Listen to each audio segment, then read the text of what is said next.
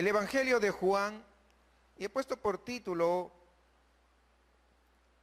Jesús, el Mesías, el Hijo de Dios. Y es un título un poco compuesto y para algunos de repente reiterativo. Sin embargo, he puesto así porque justamente lo que Juan busca mostrar es que Jesús es el Mesías, pero también busca mostrar que Jesús es el Hijo de Dios. Este cuarto evangelio fue escrito por el discípulo amado, el discípulo más cercano a Jesús. Pertenecía a ese círculo al que pertenecía también el apóstol Pedro y Jacobo, que pasaron las situaciones más íntimas juntamente a Jesús. Cuando se fue al monte de la transfiguración, fueron ellos tres quienes acompañaron a Jesús, ¿verdad? Es cuando después se fueron a orar y se separaron, fueron ellos quienes estaban ahí. Es decir, son discípulos del círculo más íntimo. Por lo tanto, cuando nosotros leemos este libro, vamos a ver un testimonio fiel de esa amistad íntima con el Señor. Es interesante que Mateo y Lucas empiezan con el nacimiento de Jesús, mientras que el Evangelio de Marcos empieza con el bautismo, pero Juan no empieza ni con el nacimiento ni con el bautismo. ¿Sabe dónde empieza Juan? Juan empieza muchísimo más atrás. Él comienza con la creación. En el principio era el verbo y el verbo era con Dios y el verbo era Dios. Imagínense hasta dónde se fue Juan, ¿verdad? Mucho más atrás. Juan está presentando la deidad total de Jesús, que Jesús es totalmente Dios, y vamos a darnos cuenta que ese es el énfasis que Juan pone a lo largo de todo este evangelio. En el principio era el verbo. Es interesante cómo muestra aquí Juan, ¿no? Y el verbo era con Dios y el verbo era Dios. No dice era un Dios como dicen la Biblia de los testigos de Jehová, no, sino dice, acá dice era Dios.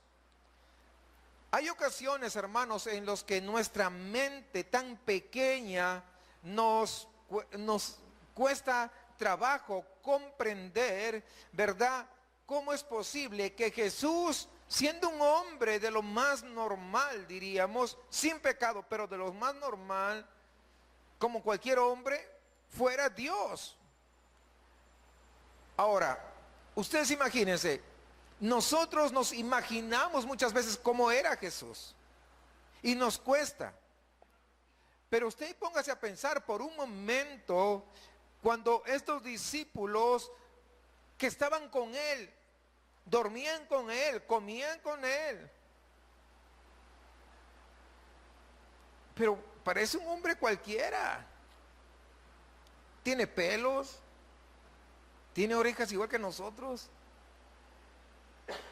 También se cansa. O sea, veía las debilidades también humanas. Entonces, lógicamente que, pues ellos también muchas veces, ¿será cierto que es el Hijo de Dios? O sea, la verdad, o sea, es de ponerse a pensar, ¿no? ¿Cómo alguien tan humano podría ser el Hijo de Dios? ¿Por qué? Porque ellos, como nadie, ellos veían, por ejemplo, cuando él estaba dormido, Jesús estaba dormido. Oye, pues Dios dice que no se cansa, pero se está cansando, mírenlo cómo está durmiendo. No, es decir, o sea, ¿quién es este hombre realmente? ¿No? Entonces, perdón, ¿quién es? Pero tenía algo especial. Los enfermos se sanan, a pesar de su cansancio, pero los enfermos se sanaban. Los muertos resucitaban y hasta los vientos le obedecían. Entonces, es un hombre, pero, y ahí surgía ese pero, ¿no? Y yo me imagino a Pedro, a Juan o incluso a uno de los otros, cuando de repente no le daba sueño, ¿no? Y se despertaba y veía a Jesús, oye, y está roncando de repente. No dice la Biblia, pero yo estoy diciendo de repente, ¿se da cuenta? O sea, pero estamos viendo algo de la naturaleza de cualquier ser humano. Realmente es posible que este hombre, ¿no? Casi como nosotros, de verdad sea el eterno como nos muestra la Biblia. Y creo que no deberíamos de intrigarnos. ¿Por qué? Porque realmente cuando tú ves a alguien como un hombre, pero que a la vez sea Dios, como que sí, te saca de onda, como dicen acá en México. ¿O no? Sí, para nosotros eso es un poco distante porque no lo vemos porque ya 2000 años atrás pasó esto. Pero imagínense a ellos.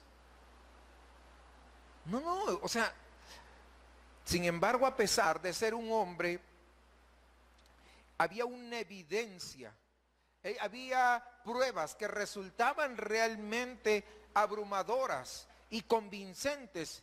Cuando llegan al final de la historia, Juan empieza a poner por escrito todos aquellos recuerdos y entonces comienza declarando la deidad de Jesús. ¿Por qué? Porque a pesar de ser un hombre, habían cosas tan extraordinarias que afloraban en él. Y él dice que en el principio era el verbo que estaba con Dios y que estaba en el principio con Dios, pero además él era Dios. Y con eso empieza el apóstol Juan. Y este es el tema de la cual el apóstol desarrolla a lo largo de todo el evangelio. En Mateo vemos a Jesús como rey. En Marcos vemos a Jesús como aquel siervo que vino para servir y no ser servido. En Lucas vemos la humanidad completa de Jesús. Pero ahora vemos en el Evangelio de Juan cómo entra en el lugar santísimo y nos vamos a enterar del secreto de su vida. La clave del Evangelio de Juan se encuentra básicamente en el penúltimo capítulo de este Evangelio. Capítulo 20, versículo 30 al 31, dice, Jesús hizo por cierto, Jesús hizo muchas otras señales en presencia de sus discípulos, las cuales no estaban escritas en este libro, pero estas cosas, aquí está, han sido escritas para que creáis que Jesús es el Cristo, el Hijo de Dios, y para que creyendo, ¿qué cosa? Que Jesús es el Cristo, el Hijo de Dios, tengáis vida en su nombre. Entonces, aquí hay un doble propósito de este libro, del Evangelio. En primer lugar, Juan quiere presentar evidencia de por qué cualquier hombre en cualquier lugar, ¿verdad?, puede llegar a entender que Jesucristo es el Cristo. El Cristo significa, hablando en hebreo, el Mesías, el ungido, el prometido, aquel que se había profetizado en todo el Antiguo Testamento, pero que ahora estaba siendo una realidad. Pero es lo primero que quiere, o el primer propósito, que la gente entienda, que la gente comprenda que Jesús es el Mesías que estaban esperando. Aunque pues muchos judíos estaban esperando otro Mesías, porque ellos esperaban un Mesías que viniera a libertarles de la esclavitud del Imperio Romano. Lo que no entendían, como muchos el día de hoy, que Jesucristo vino, pero para liberar de la peor peste que puede haber, es la peste del pecado. La esclavitud peor, la esclavitud del pecado. De eso es que vino Jesús a libertarnos. El segundo propósito es mostrar que Jesucristo era el Hijo de Dios. Ahora, mucho se habla de Jesucristo como el Hijo de Dios. Y muchas veces, ¿sabe qué pasa? Sí, Jesús es el Hijo de Dios, pero es en nuestros términos occidentales que lo tratamos. El hijo de Pedro, el hijo, o sea, el hijo, no, o sea, no, pero ¿saben qué? Los hebreos, ellos nunca lo entenderían de esa manera. Para llamar a alguien, por ejemplo, hijo de algo, era que se representaba o era idéntico a esa cosa o esa persona que se estaba diciendo. Por ejemplo, Bernabé era el hijo de Consolación. No significa que Consolación era un hombre y tenía a su hijo que se llama Bernabé. Hijo de consolación es porque el carácter de Bernabé era un hombre que le gustaba consolar a los demás. Era su forma de ser. Era un hombre que le gustaba animar cuando alguien estaba pasando alguna situación complicada o difícil. Cuando estaba pasando alguna prueba. Hijo de consolación significa que él estaba obrando como ¿qué? Como un consolador. ¿Ya captaron la idea? Eso es en el término hebreo. Entonces cuando decían Hijo de Dios, no está diciendo que era otro, no, está diciendo que era Dios mismo. Por eso que cuando se referían como hijo de Dios y Jesús le dice, tú lo has dicho, ¿qué pasaba? Se enojaban. Y usted sabe toda esa parte, porque estaba dando a entender que era Dios mismo. No, blasfemia ha dicho. Pero esa es la razón, mis amados hermanos. Así que, qué interesante que nosotros podamos ahora comprender esto. No es que Dios tuvo un hijo y eso cuando nosotros estudiamos sobre la Trinidad es donde se explica al detalle qué significa. Que si Jesucristo es eterno, ¿cuándo nació? Dicen algunos. Perdón, si Jesucristo es el Hijo de Dios, ¿cuándo nació? Porque es el Hijo. No significa eso. Hay algunos con una malísima teología, dicen que Dios es el Padre, que el Espíritu Santo es la Madre y que Jesús es su Hijo. Y dicen cualquier barbaridad, ¿no? Y de eso hay muchos, ¿no? Entonces, y veo que muchos dicen amén. No, pero no se trata de eso.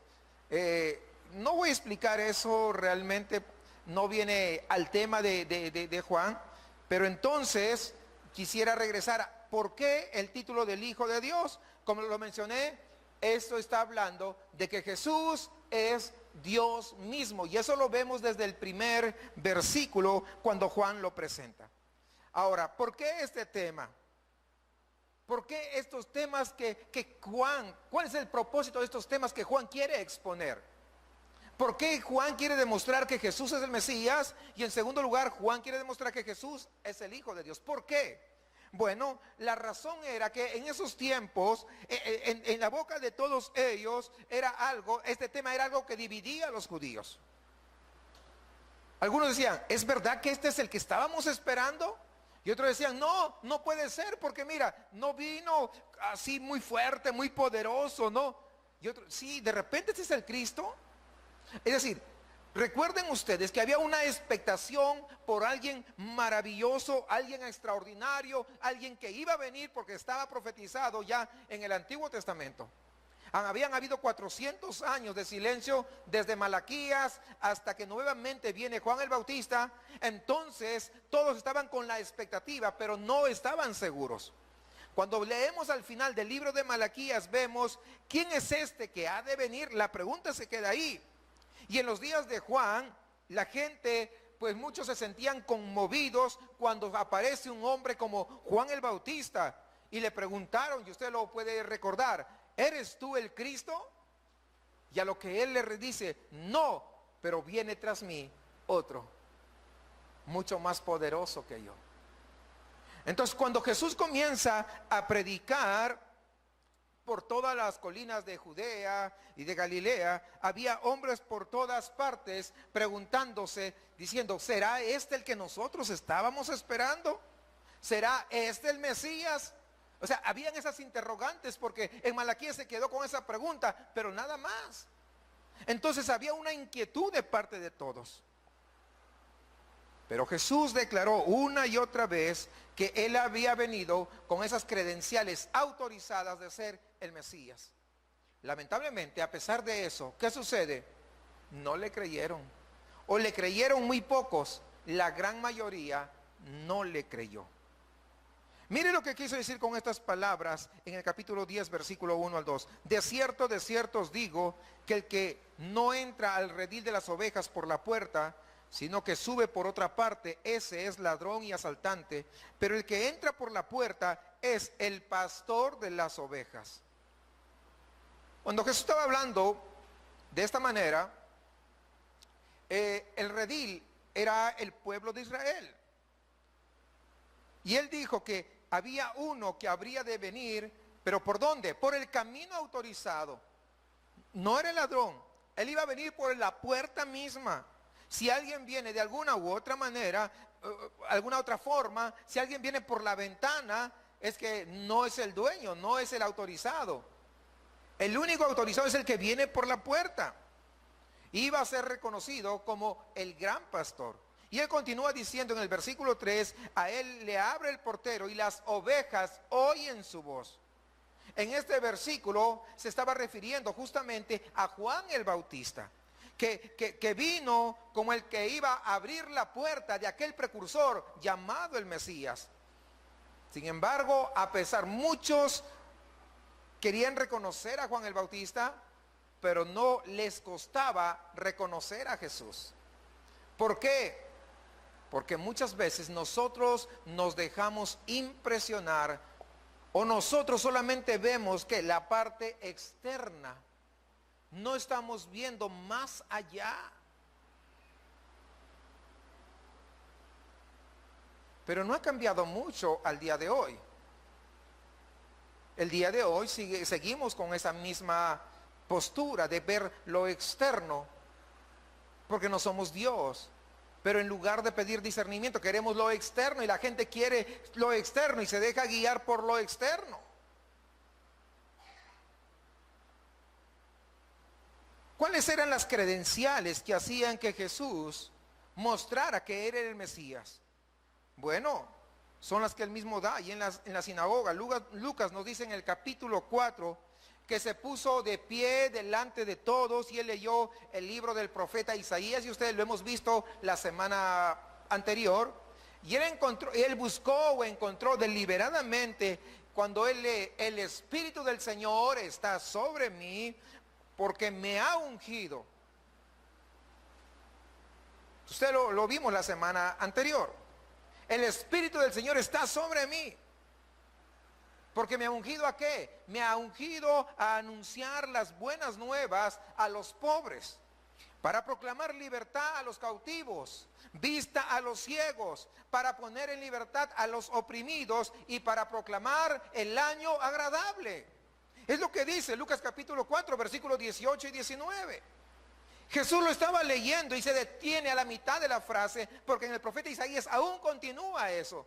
Pero Jesús se queda ahí a la mitad y lo hace de forma deliberada. Él cierra el libro y se sienta, y a continuación dice: hoy las escrituras se han cumplido ante vuestros ojos, ante ustedes. Es decir, yo soy aquel de lo que el profeta estaba hablando. A pesar que Jesús, fíjense, está manifestando esta verdad, sin embargo, no lo tomaron mucho en cuenta.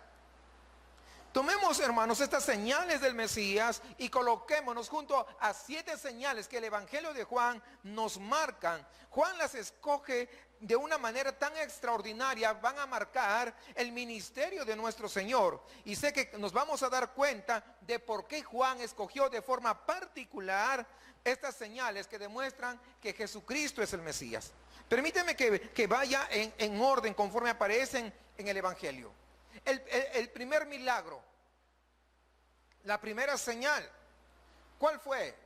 La que realizó nuestro Señor en transformar agua en vino. ¿Sí recuerdan? Ese es el primer milagro, capítulo 2, versículo 1, usted lo puede ver, ese es el primer milagro. Este milagro realmente era una parábola. Nuestro Señor está llevando a cabo un acto simbólico allí en las bodas de Caná. Él tomó algo que pertenecía al ámbito inanimado, como el agua, y lo transforma en una sustancia viva, como es el vino.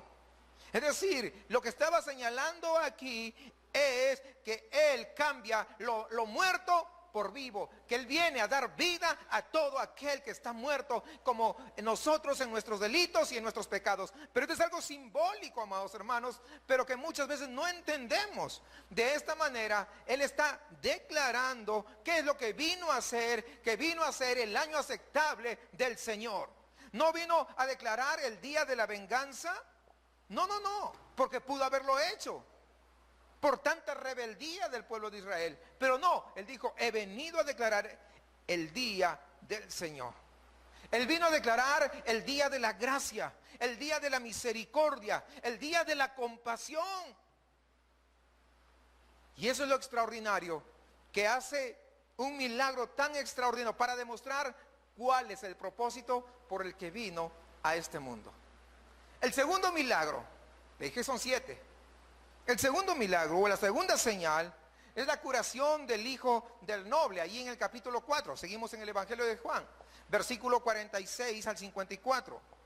Ahora, fíjese usted, La figura central de este relato no es el hijo, como a veces muchos quieren dar a entender, ese hijo que estaba enfermo y estaba prácticamente al borde de la muerte, sino aquí la figura central es ese hombre noble que acude ante Jesús con ese corazón entristecido por el sufrimiento, ya que su hijo estaba a punto de morir. Y en esa agonía de su corazón clama a Jesús y le dice: ven y sana a mi hijo. Ahora, ¿el Señor qué hace? Jesús lo sana a distancia con una palabra. Simplemente da la palabra y el muchacho se sana. De tal manera que cuando regresa, sus criados salen al encuentro y dice: tu hijo está sano. ¿Y a qué horas se sanó? Le dijeron: a tal hora. Es decir, la misma hora que Jesús había dado la palabra, en ese mismo instante el chico estaba recuperado. Porque para el Señor no hay distancias. Pero no solamente sanó al chico, sino que también sanó el corazón adolorido de este hombre.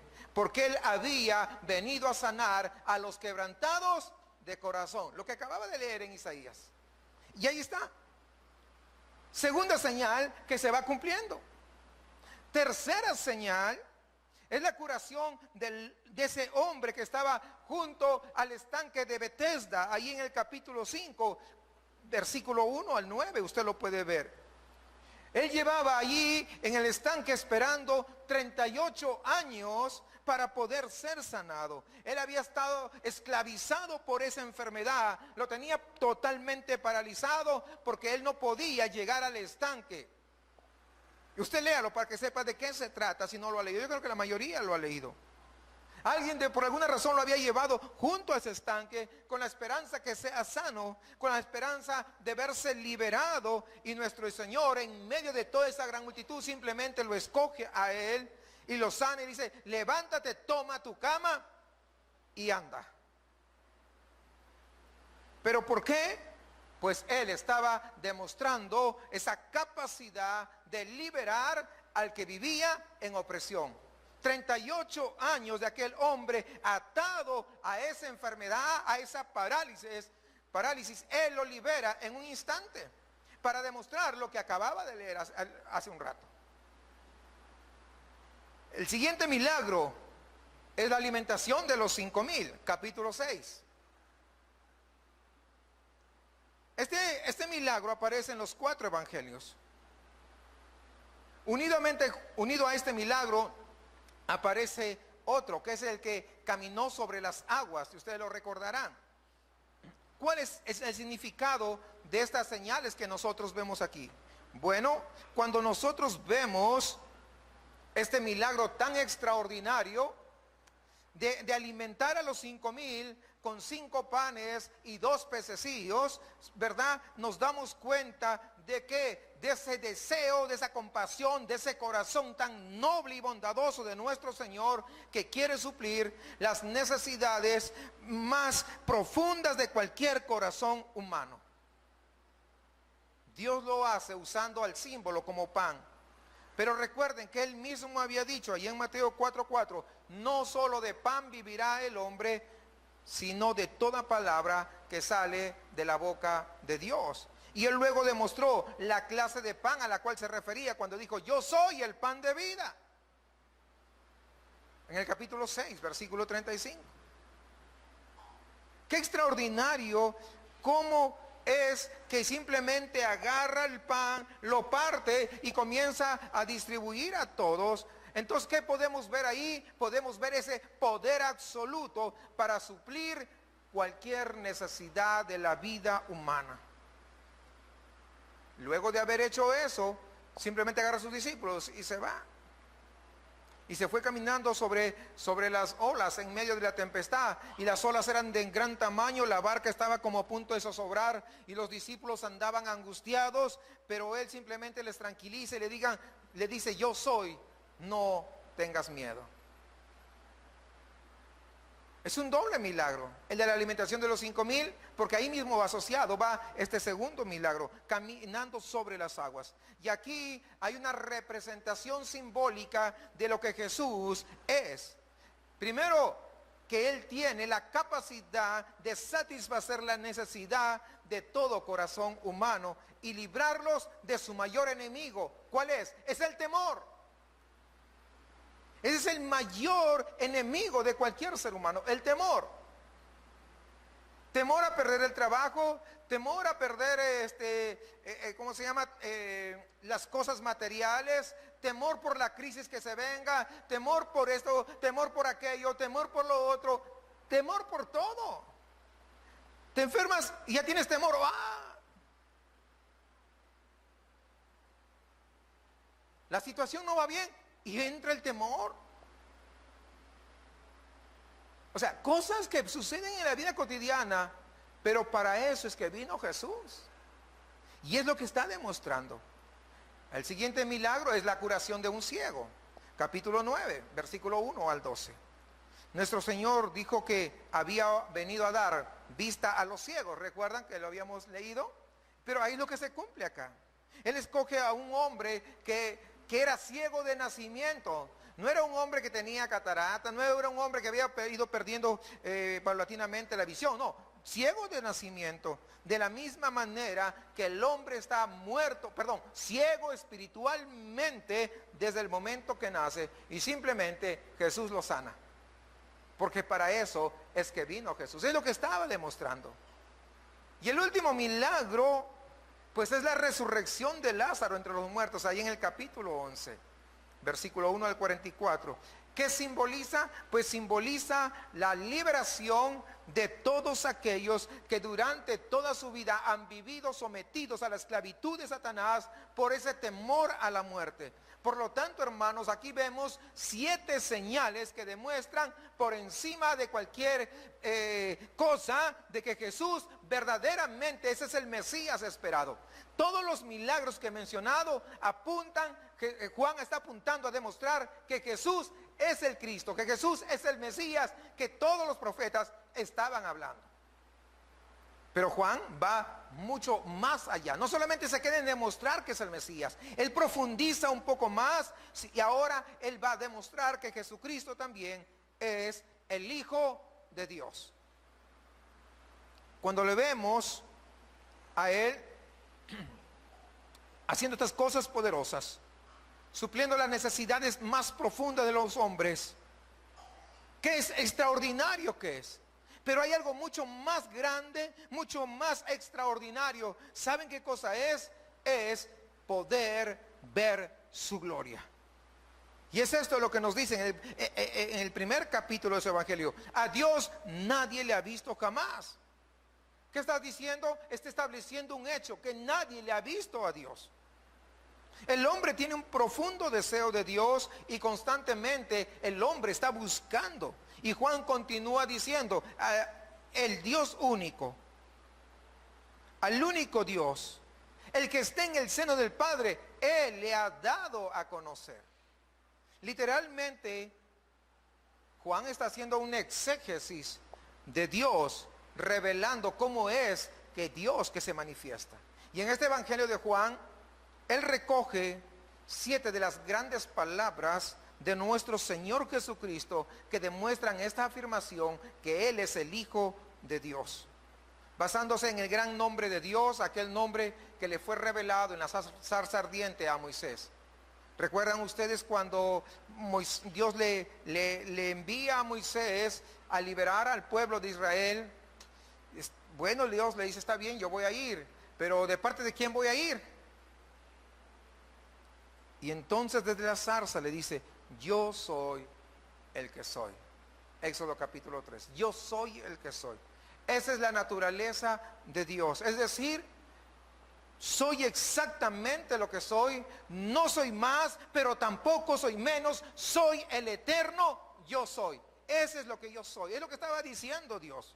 Y Juan recoge 7 veces esta palabra aquí en el Evangelio y lo usa, pero acerca de nuestro Señor.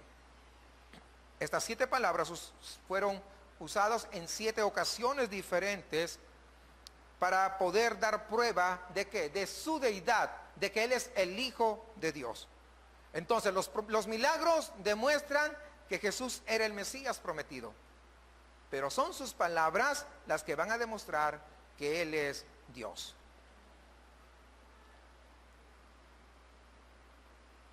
Capítulo 6, versículo 35. Yo soy el pan de vida. ¿Se dan cuenta? Ahí está el yo soy. Yo soy el pan de vida. Es decir, yo soy el que sustenta la vida, el que satisface la vida. Capítulo 8, versículo 12, yo soy la luz del mundo. Es decir, yo soy el que ilumina tu vida. No soy cualquiera, yo soy el que ilumina tu vida. Capítulo 10, versículo 7 dice, yo soy la puerta. Dijo Jesús, es decir, la oportunidad en la vida, es decir, el camino que se abre. Cuando usted se enfrenta a esa sensación de carencia, a esa situación en la que, ¿saben qué? A veces no es posible, yo no puedo frente a esta situación, no puedo frente a esta circunstancia. Él dice, yo soy el buen pastor. Capítulo 10. Yo soy el buen pastor. Es decir, ¿qué hace un pastor? Un pastor guía. Un pastor lo lleva y lo alimenta. Un pastor da de beber. Un pastor lo libra de peligros. Un pastor también lleva con su cayado y cuando está a punto de caerse con el cayado lo agarra y lo engancha y lo saca hacia afuera para librarlo. Eso es lo que hace un pastor. Es decir, yo voy a cuidar de ti como pastor. Yo voy a dirigir tu vida. Yo te voy a guiar y en mí vas a tener seguridad. Podrán venir problemas y aún los abismos más profundos pueden surgir, pero tú estás seguro, estás segura porque yo soy tu pastor. Es lo que está diciendo, yo soy. ¿Ustedes recuerdan aquel salmo tan maravilloso? Jehová es mi pastor. Y luego añade, y nada me faltará. Qué extraordinario, qué maravilloso es saber que es ese Jesús que reveló al Padre, diga, yo soy el buen pastor. Podemos tener seguridad, podemos tener confianza. Yo soy, y luego ahí mismo en el siguiente capítulo de Juan 11:25, exactamente, le dice, yo soy la resurrección y la vida. Nuevamente, yo soy. Es decir, yo soy el poder sobre la vida. Ustedes se dan cuenta de que el poder de la resurrección es la única clase de poder que funciona cuando todo lo demás falla. Cuando ya no hay esperanza, yo sigo siendo la esperanza. Cuando ya nadie puede dar nada por ti, yo todavía tengo la última palabra.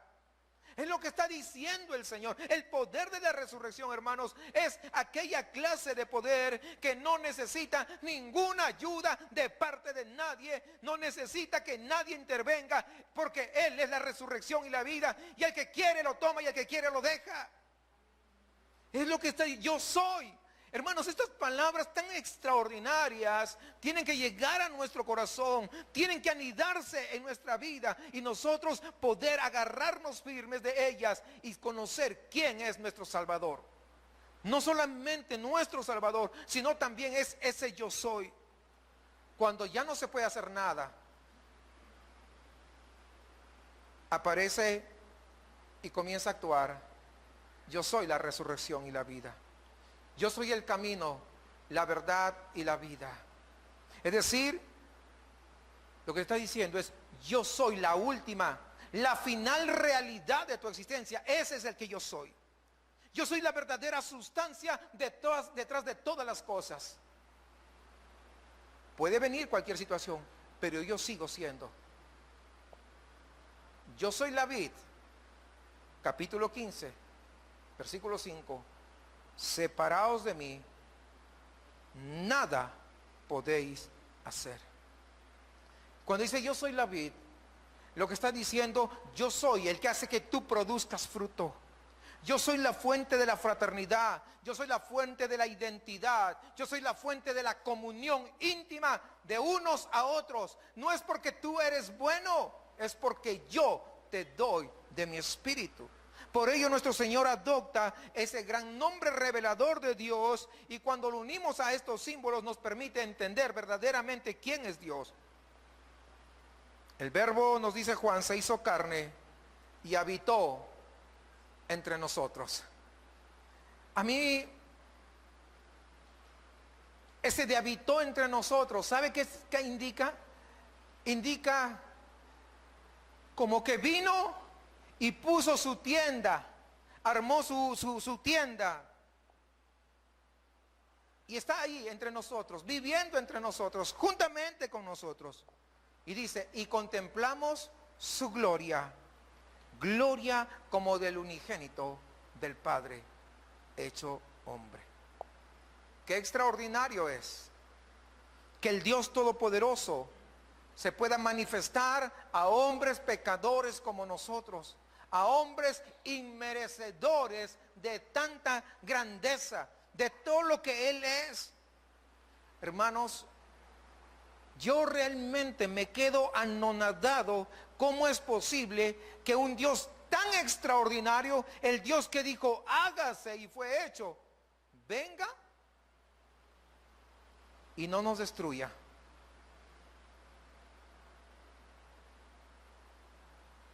No sé si usted se ha puesto a pensar.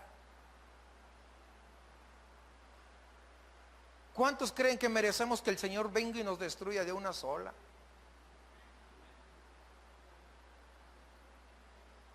Bueno, yo soy el primero. Levantaría yo las dos manos si no fuera por el micrófono. Pero qué extraordinario, mis amados hermanos, que Dios no nos destruya, sino que al contrario, Él haga todo lo contrario. Simplemente venga y nosotros seamos salvos a través del sacrificio de su Hijo.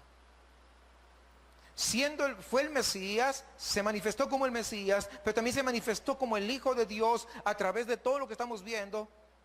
Pero luego vemos nosotros que viene y quiso habitar entre nosotros. No con nosotros literalmente, lo hizo justamente hace 2000 años, vino a este mundo, dejó su trono de gloria y vino a este mundo a habitar en medio de su pueblo. Pero también Él quiere habitar en medio de cada uno de los corazones a través de su Espíritu Santo.